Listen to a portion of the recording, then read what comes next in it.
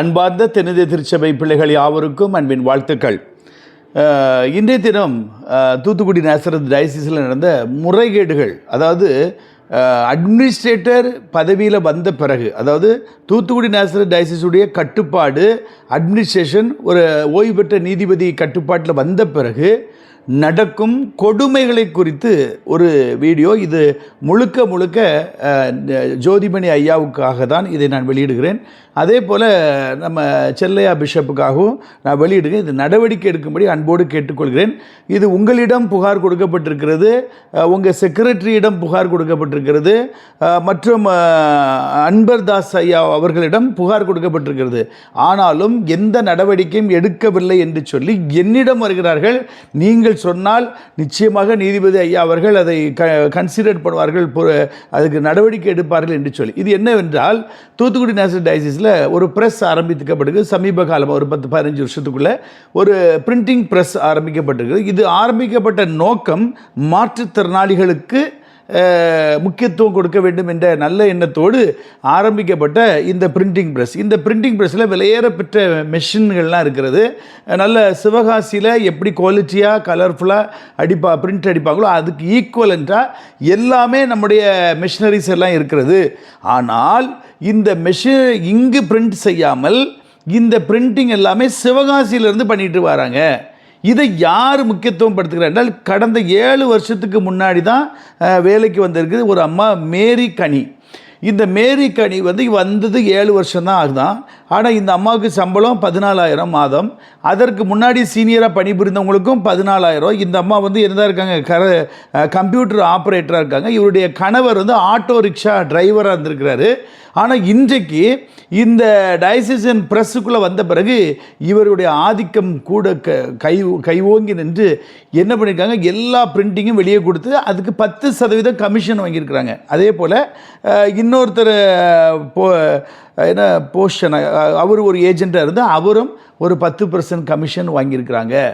இவங்க அந்த கமிஷன்லாம் வாங்கின பிறகு இவருடைய வருமானத்தை பார்த்தா 2 ஆட்டோக்கள் சொந்தமாக வச்சுருக்கிறாங்கன்னு சொல்கிறாங்க.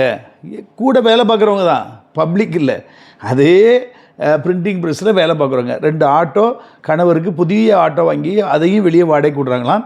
இந்த ஆட்டோவை மெஞ்ஞானபுரம் அங்கங்கெல்லாம் நம்ம பிரிண்டிங் ஜாமான்களை கொண்டு டெலிவரி கொடுக்கறதுக்கு அதுக்கு 1,200 பில்லை போட்டு அதில் ஒரு வருமானமாக. அதுபோக மகேந்திரா சைலோன்னு ஒரு லக்ஸுரி காரு, டூரிஸ்ட் காரு, இந்த டூரிஸ்ட் காரும் வாடகைக்கு விட்டு சம்பாதிக்கிறாங்க என்று மக்கள் உள்ள வேலை பார்க்குறவர்கள் கொந்தளிக்கிறார்கள். அது மாத்திரமில்ல, காலைல 9 மணிக்கு வராங்களாம், 8 மணிக்கு போகிறாங்களாம், டபுள் டியூட்டிக்கு விட்டு கொடுக்காங்களா, அது ஓட்டி என்று சொல்லி 14,000 சம்பளத்துக்கு 14,000 ஓட்டி கொடுக்குறாங்களாம். அப்போ 28,000 சம்பளம். அதுபோக ஃபுட் அலவன்ஸ் அப்படின்னு சொல்லி 75 தினம் போடுறாங்களாம்.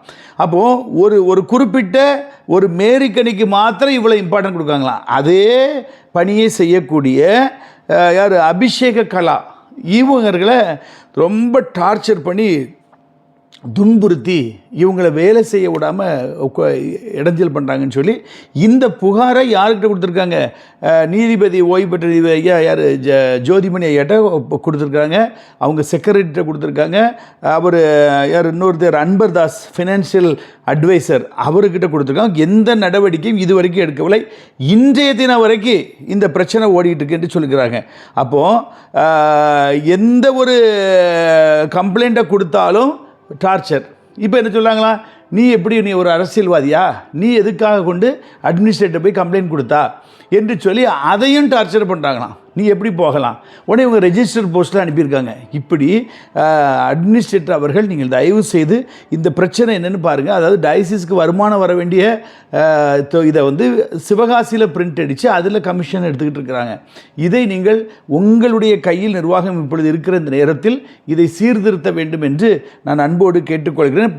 மொத்தமே 11 ஸ்டாஃப் தான் இந்த பிரிண்டிங் ப்ரெஸ்ஸில் வேலை செய்கிறார்களாம். இன்றைக்கி திருநெல்வேலி டயசிஸில் உள்ள பிரிண்டிங் ப்ரெஸ்லாம் பார்த்திங்கன்னா கிட்டத்தட்ட 40 பேருக்கு மேலே பணிபுரிகிறாங்க. நல்லா போயிட்டுருக்குது.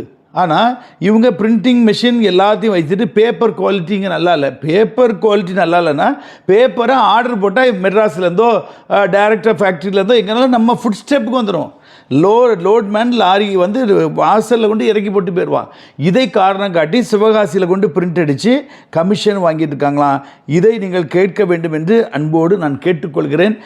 இன்னும் அவர்களுக்கு நீங்கள் அவர்கள் உங்களிடம் நம்பி நீங்கள் நியாயம் செய்வீர்கள் என்று சொல்லி உங்களிடம் நம்பி இந்த குறையை சொல்கிறார்கள். இதற்கு நீங்கள் செவி சாய்க்கவில்லை, எனவே எங்களுக்காக நீங்கள் பேசுங்கள் என்று என்னோடு கூட பேசியிருக்கிறார்கள். இது நம்பர் 1. இன்னொரு காரியம் இருக்குது. இன்னொரு காரியம் என்னென்னா, டயசிசன் இது என்ன பண்ணுறாங்க, டயசிசன் அலுவலகம் அவுட்டரில், அதாவது எங்கள் கோரப்பள்ளங்கிட்டே அது இங்கே அந்த அவுட்டரில் கலெக்ட்ரேட்டுக்கு பக்கத்தில் புதுசாக கட்டினாங்க. கட்டி முடிக்க முந்தையே பேனரை போட்டு திறப்புலா வச்சு கல்வெட்டில் கிப்சன் பேரையும் போட்டுக்கு கீழே அதை அந்த ஃபங்க்ஷன் நடத்துக்கிறவர் யார், அதுவும் கிப்சன் போட்டு ஒரே இடத்துல கிப்சன் பேர் மேலேங்கிலையும் பிரேம் பேர் மேலேங்கிலையும் போட்டு ஒரு பேனரை வச்சு திறந்துட்டு போயிட்டாங்க. இப்போ வந்து அது அன்ஃபினிஷ்டாக இருக்குது. அது வெள்ளத்தில் தண்ணியில் முங்குதுன்னு சொல்லி இப்போ அது ஒரு 10-12 அடி உயரத்தை தூக்கி கட்டி ஏகப்பட்ட லாஸு. ஒரு ப்ராஜெக்டை கடவுள் உங்கள் கையில் 3 வருடம் கொடுத்தாரு. அந்த 3 வருடத்துக்குள்ளே இந்த டைசன் ஆஃபீஸை ஒன்று கட்டி முடிச்சுட்டு போயிருக்கணும், இல்லை கெட்டாமலே விட்டுட்டு போயிருக்கணும். 2 கெட்டா நிலைமையில் பணம் எல்லாம் விரயமாயிற்று. இப்போது அது எத்தனை கோடி ரூபாய் அதில் முன்னாள் நிர்வாகம் பண்ணவங்க என்கிட்ட சொல்கிறாங்க, இத்தனை கோடி ரூபாய்க்கு அதில் ஒன்றுமே வேலை நடக்கவில்லை, இத்தனை கோடி ரூபா செலவாயிட்டு, 13 கோடி இத்தனை கோடி செலவாயிட்டு சொல்லி கணக்கில் இருக்கிறாங்க. அத்தனை கோடி செலவு ஆகவில்லை என்று நேர் பாதி கூட ஆகலைங்கிறாங்க. அவங்க போட்ட கணக்கில் நேர் பாதி கூட ஆகலைன்னு சொல்கிறாங்க. அது மாத்திரமல்ல, இப்போ ஒரு பெரிய துயரமான சம்பவம். இதில் ஒரு கான்ட்ராக்டுக்கார் வந்து கான்கிரீட் போட்டிருக்கிறார். அப்போ இந்த கான்கிரீட் போட்ட கான்ட்ராக்டுக்காருக்கு பணம் செட்டில் பண்ணாமல் இவங்க ஆட்சி காலம் முடிஞ்சு போச்சு. இப்போது இந்த கான்ட்ராக்டர் போய் ஜோதிமணி ஐயாட்ட, இப்படி எனக்கு நான் கான்கிரீட் போட்டேன் டைசன் ஆஃபீஸ் பில்டிங்கு, எனக்கு இன்னும் பணம் தரல. உடனே ஜோதிமணி ஐயா உள்ள ஃபைலெல்லாம் எடுங்கன்னு பார்த்தாங்கன்னா ஒரு ஃபைலும் அந்த கட்டடம் கட்டினதுக்கு எந்த ஆதாரமும் இல்லையா, அதுக்குரிய எக்ஸ்பெண்டிச்சர் ஃபைலையும் காணுமா. ஏற்கனவே கிப்சனும் பிரேமும் ஒரு கூட்டம் ஃபைலை அள்ளிட்டு போயிட்டாங்க. அதுக்கப்புறம் தங்கராஜின்னு அவரை கொண்டு ஜட்ஜி வந்து பொறுப்பாளர்னு போட்டாருன்னு சொல்லிட்டு ஒரு வாரம் ஜட்ஜி ஊருக்கு போயிட்டு வர்றதுக்குள்ளே அவர் இங்கே உள்ள மற்ற ஹார்டிஸ் எல்லாத்தையும் அள்ளிட்டு போயிட்டார். அப்போது திருமண்டலம் எப்படி இருக்குது, ஒரு பக்கம் ஆட்சியாளராக இருந்த கிப்சன் குரூப்பு ரெக்கார்ட்ஸ் எல்லாம் எடுத்துகிட்டு போயிட்டாங்க, இன்னொரு பக்கம் முன்னாள் ஆட்சியாளராக இருந்த எஸ்டிகே ராஜன் குரூப்பு எல்லா ரெக்கார்டையும் ஹார்ட் டிஸ்கையும் எடுத்துகிட்டு போயிட்டாங்க. இப்போது அட்மினிஸ்ட்ரேட்டர் வந்த பிறகு கூட சரியான ஆதாரம் இல்லை. அவர் யார்கிட்ட போய் கேட்பார்? அவருக்கு எவ்வளோ கமிட்மெண்ட் இருக்கும். அவர் மண் அந்த ஜல்லி சிமெண்ட் வெளியே வாங்கி அவங்க இண்டஸ்ட்ரியில் போட்டு அதை கலவை போட்டு பெரிய லாரியில் வந்து கான்கிரீட் போடுவாங்க. அப்போ இவங்க எல்லாம் வெளியே வாங்குகிற பொருள், இவங்க எவ்வளோ பேருக்கு பேமெண்ட் கொடுக்க வேண்டியிருக்கும், எவ்வளோ கமிட்மெண்ட் ஆகிருக்கும். இன்றைக்கி அவர் ரொம்ப விரக்தியின் விளிம்பில் வாழ்ந்துட்டு இருக்காரன். என்கிட்ட ஃபோன் பண்ணி கவரில் படுறாங்க. நான் சொன்னேன், அதுக்குரிய ஆதாரங்கள் எல்லாத்தையும் எனக்கு நீங்கள் அனுப்புங்க என்று நான் சொல்லியிருக்கேன். எவ்வளோ பில்லு எவ்வளோ வர வேண்டியிருக்கு எல்லாத்தையும் அனுப்புங்க, நான் அட்மினிஸ்ட்ரேட்டர்கிட்ட பேசுகிறேன் என்று சொல்லியிருக்கிறேன். பாருங்கள் எப்படி ஒரு நிர்வாகம். இதையும் பார்த்து கொண்டு நாம் சும்மா இருப்பது சரியல்ல. எனவே வருகின்ற தேர்தலில் 2 பேருக்கும் சரியான படிப்பினையை நம்ம டிசிபி மெம்பர்ஸ் மற்றும் அனைத்து குருவானவர்களும் ஒருங்கிணைந்து ஒரே அம்பர்லாக்கில் நீங்கள் வாங்க, நிச்சயமாக கடவுள் வெற்றி தருவார். இதை விட்டுட்டு மாற்ற திருமண்டலம் உயரணும், பிரிண்டிங் ப்ரெஸ் உயரணும்னு இன்னும் நிறைய கம்ப்ளைண்ட் வந்துக்கிட்டே இருக்குது. நான் இதில் தேர்ந்தெடுத்து இது எது சொல்கிறதெல்லாம் சரியா என்று பார்த்து விட்டு தான் நான் இதை பற்றி தகவல் உங்களுக்கு நான் கொடுக்கிறேன். ஆகவே இப்படிப்பட்ட தவறுகள் இனி நடக்காத வண்ணம் யார் அட்மினிஸ்ட்ரேட்டர் அவர்கள் நீங்கள் பொறுப்பெடுத்து இதுக்கு ஒரு நடவடிக்கை எடுங்க. அந்த பாதிக்கப்பட்ட நபருக்கு கூப்பிட்டு, இந்த கிப்சன் தரப்பை கூப்பிட்டு, எப்பா நீ எவ்வளோ கான்ட்ராக்ட் கொடுத்தா, எவ்வளோ கொடுத்துருக்கா சொல்லு, அந்த அக்கௌண்ட்ஸை கொண்டு வா என்று சொல்லி, நீங்கள் ஒரு அதிகாரம் படைத்தவர், நீங்கள் ஒரு ஜட்ஜி, ரிட்டையர்ட் ஜட்ஜி, நீங்கள் தான் அட்மினிஸ்ட்ரேட்டர், உயர்நீதிமன்றம் உங்களை அப்பாயிண்ட் செய்திருக்கிறது, நீங்கள் அதிகாரப்படுத்துவதற்கு உங்களுக்கு பவர் இருக்கிறது.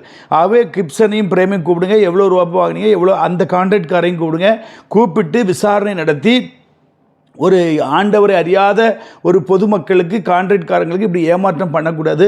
அவங்களுக்கு எவ்வளோ துயரங்கள் இருக்கிறது நீங்கள் தீர்த்து வைக்கும்படி அன்போடு கேட்டுக்கொள்கிறேன். அதே போல் இந்த பிரிண்டிங் ப்ரெஸ்ஸில் இந்த மேரி கனி மீது நடவடிக்கை எடுக்கும்படி உங்களை அன்போடு நான் கேட்டுக்கொள்கிறேன். இன்னும் திருமணத்தில் உள்ள மக்கள் எந்த பிரச்சனை இருந்தாலும் நீங்கள் டைரெக்டாக ஜோதிமணி ஐயாட்ட சொல்லுங்கள். அப்படி நடவடிக்கை இருக்கிறாலும் என்கிட்ட நீங்கள் சொல்லுங்கள். நான் ஜோதிமணி ஐயாட்ட ரெக்கமெண்ட் பண்ணுறேன். நான் அதுக்காக ஜோதிமணி ஐயாவுக்கு பர்சனல் செக்ரட்டரியோ பர்சனல் பிஏவோ கிடையாது. அவர் நீதிபதியாக இருந்து ஓய்வு பெற்றவர். அவருக்கு தெரியும் இப்படி யார் யார் என்னென்ன புகார் சொன்னால் எதில் உண்மைத்தன்மை இருக்கும், எதில் உண்மைத்தன்மை இல்லை என்பதை அவர்கள் எவ்வளவோ வழக்குகளுக்கு நீதிபதியாக இருந்து தீர்ப்பு வழங்கியவர்கள் நாம் பேசுவதை கண்டுபிடித்து விடுவார்கள். ஆகவே அவரிடம் நாம் முறையிடுவோம். நிச்சயமாக கர்த்தர் பெரிய காரியம் செய்வார். மீண்டும் நல்ல செய்தியோடு உங்களை சந்திக்கும் வரை தேவ கிருபை உங்களோடு இருப்பதாக. God bless you.